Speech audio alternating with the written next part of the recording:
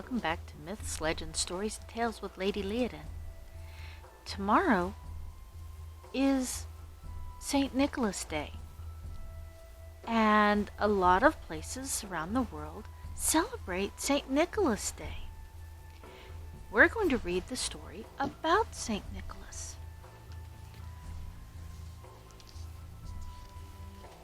It is the legend of St. Nicholas by Demi.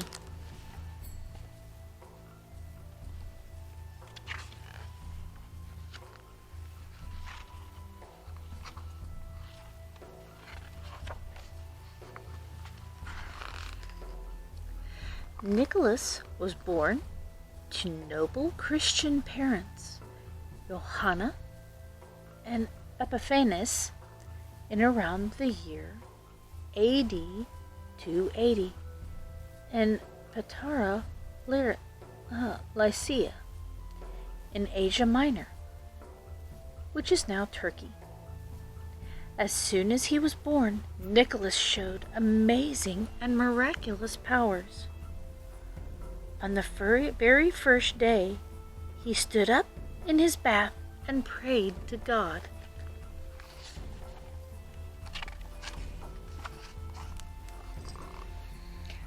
As a toddler, Nicholas fasted on every Holy Saints' Day.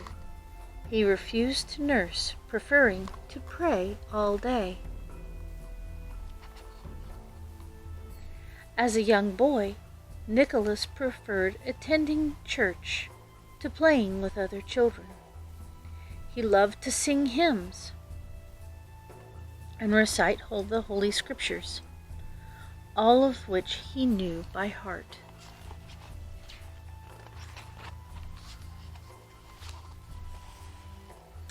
Nicholas was a sensitive child, deeply saddened by the sickness, suffering, old age, and death that he witnessed every day. He vowed to always help everyone, everywhere, in any way he could.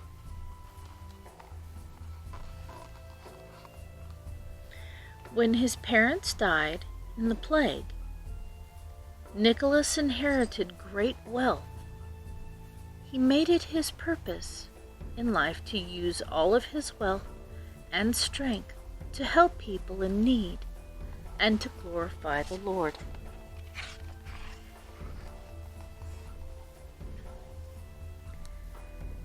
There lived in Lycia a fine nobleman with 3 daughters who had fallen on hard times. The man was desperate, unable to provide dowries for his daughters, and he felt he had no choice but to sell them to prospective husbands. Young Nicholas learned of the man's misfortune, and late one night he knotted a pile of coins in a cloth and went to the nobleman's house. Nicholas soundlessly tossed the sack through an open window, and the next morning the nobleman found the coins and wept for joy, praising God. He would not have to sell his oldest daughter, but he would still have to sell the other 2. What do you think Nicholas might do? That night, Nicholas again tossed a sack of coins through the nobleman's window, and the 3rd night he came back with a 3rd sack of coins. This time the sack of coins landed in the youngest girl's stocking. The nobleman was awakened, and he pursued Nicholas, crying, "Stop! Stop! Please, let me meet you! Let me thank you!" The nobleman caught up with Nicholas, falling to the ground and kissing his feet. The humble Nicholas asked that the nobleman never reveal his identity until after his death. Some people say that this act of Nicholas's anonymous generosity that resulted in the Christmas tradition of St. Nicholas or Santa Claus, leaving gifts for children in stockings or shoes.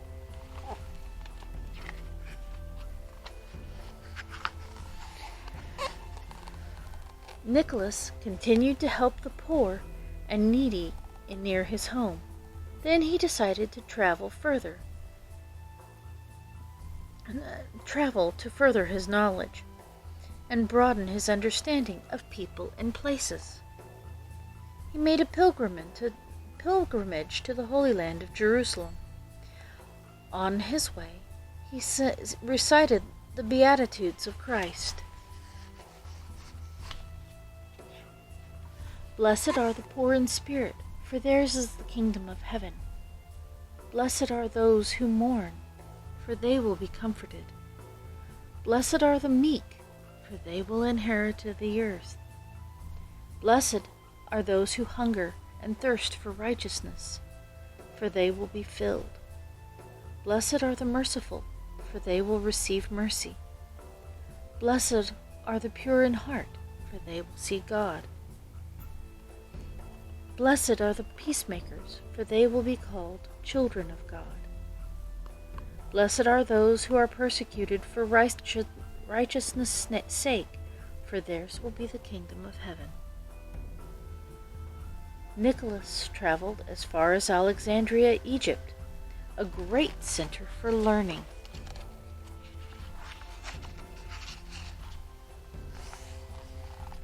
In the coastal town of Myra, near Patara, the priests were choosing a new bishop.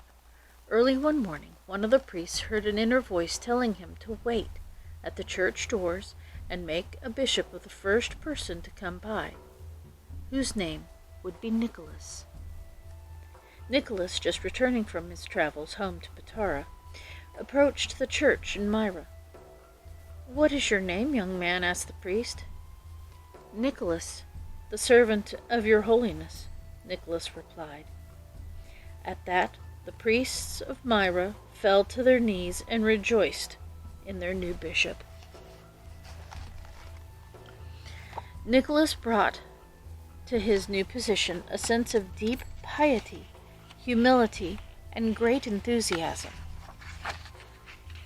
He remains to this day the youngest man ever made bishop. Not everyone during this time was a believer in Jesus. And in around the year 305, when the Emperor Diocletian was in power in Asia Minor, Nicholas suffered greatly during the persecution of the Christians. Under torture, Nicholas supposedly defended his faith in God and Jesus, and in a glorious confession. For this, he was given the name the Confessor. In the year 325, during the reign of Emperor Constantine I, it was thought that Nicholas was again tormented for his beliefs and put on trial during the First Ecumenical Council of Nicaea. The emperor was about to rule against Nicholas when suddenly an image of Christ and the Mother of God appeared in the sky over Nicholas. This holy apparition so impressed the emperor that Nicholas was saved. His bishopric was preserved. News of this and other miracles surrounding Nicholas spread far and wide. People from Scythia, India, Africa, Italy, and the farthest corners of the world traveled to Asia Minor to see, touch, and hear the great bishop Nicholas of Myra. One night there was a violent storm at sea near the coast of Lycia. Sailors caught in the storm were praying for their lives and cried out for Nicholas to help. Immediately an apparition appeared in the sky, saying, "You cried out to me, and here I am." The apparition commanded the waves to be calm, and the sailors were saved. A short time later, the sailors passed by a church where Nicholas was preaching. They recognized Nicholas as the man whose apparition had saved them from death, and they fell down in prayer. From then on, Nicholas became the patron saint of seafarers and anyone who worked on the sea.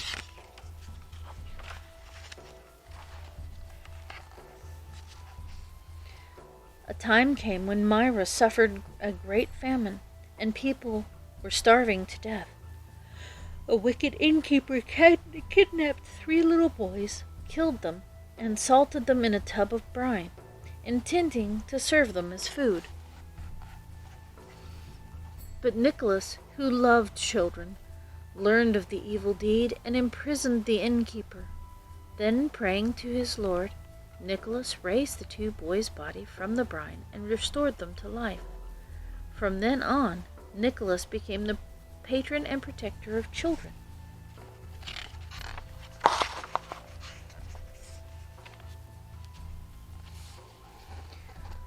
Another story of Nicholas tells of a young boy named Dmitri who was swimming and drowned in the Dnieper River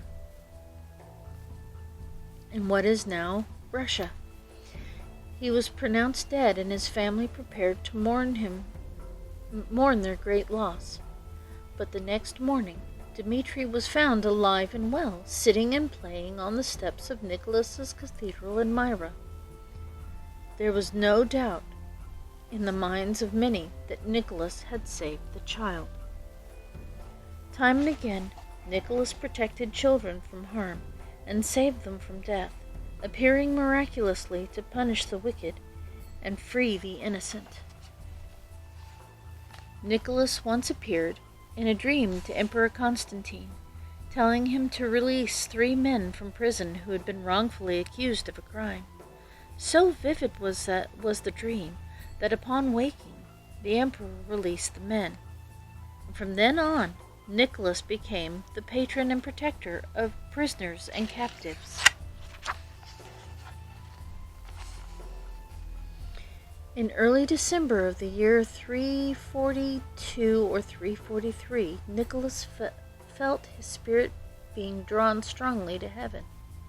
He knew his earthly body would soon die, and he prayed to God to send angels to bring him home. Suddenly, angels appeared to Nicholas. He cried, "Into your hand, O Lord, I commend my spirit," and he rose to heaven.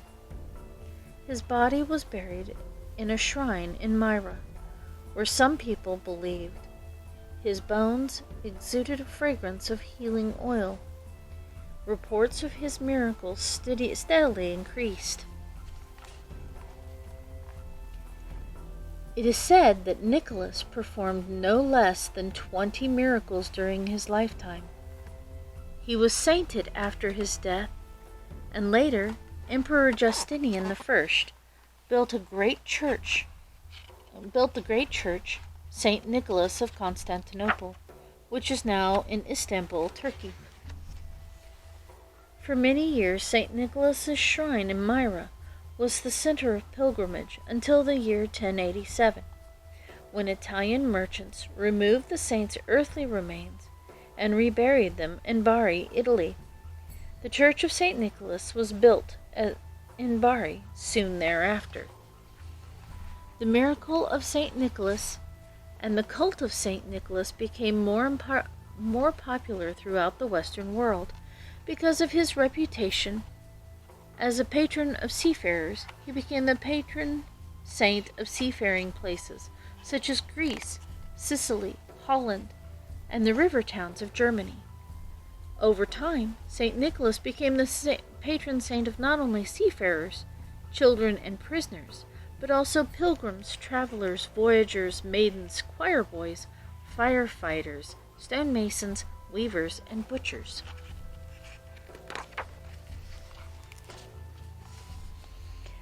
In the centuries after his body passed into heaven, St. Nicholas remained one of the most popular saints. During the Middle Ages, in Europe, his feast day is celebrated on December 6th. It was a time for great merriment and gift-giving. Because St. Nicholas's reputation as a lover and protector of children, a young boy was chosen to play the part of St. Nicholas during his feast day celebration. The boy saint, led a grand procession into a church amid trumpets, organ music, songs, and prayers.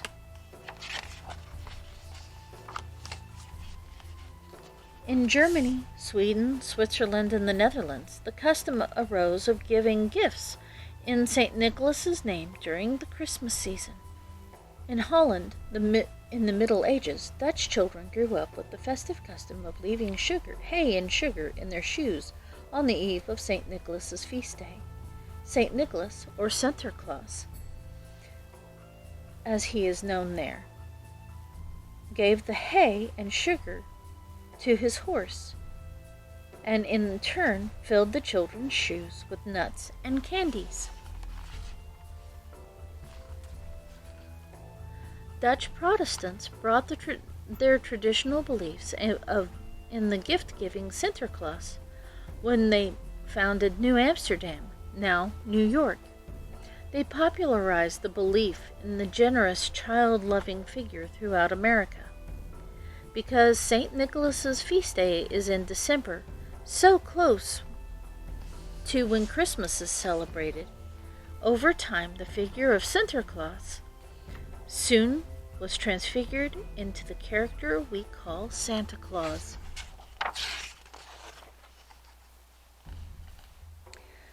Throughout the world today, whether he goes by the name St. Nicholas, Sinterklaas, or Santa Claus, this figure who shows enormous generosity, a love for children, deep care for the poor and needy, and a completely selfless nature, is considered to embody the spirit of Christmas and the true spirit of the Lord.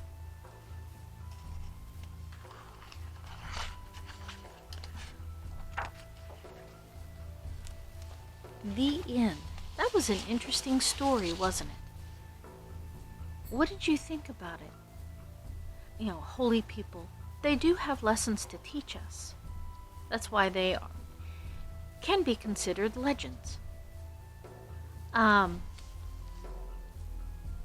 do you celebrate Christmas? Do you follow the Germanic traditions of leaving your shoes out on St. Nicholas Eve? That would be a fun tradition to start, don't you think? During this time of year, think about what you can do to help others and make others' lives a little easier. That's all the time we have for today. We'll see you next time.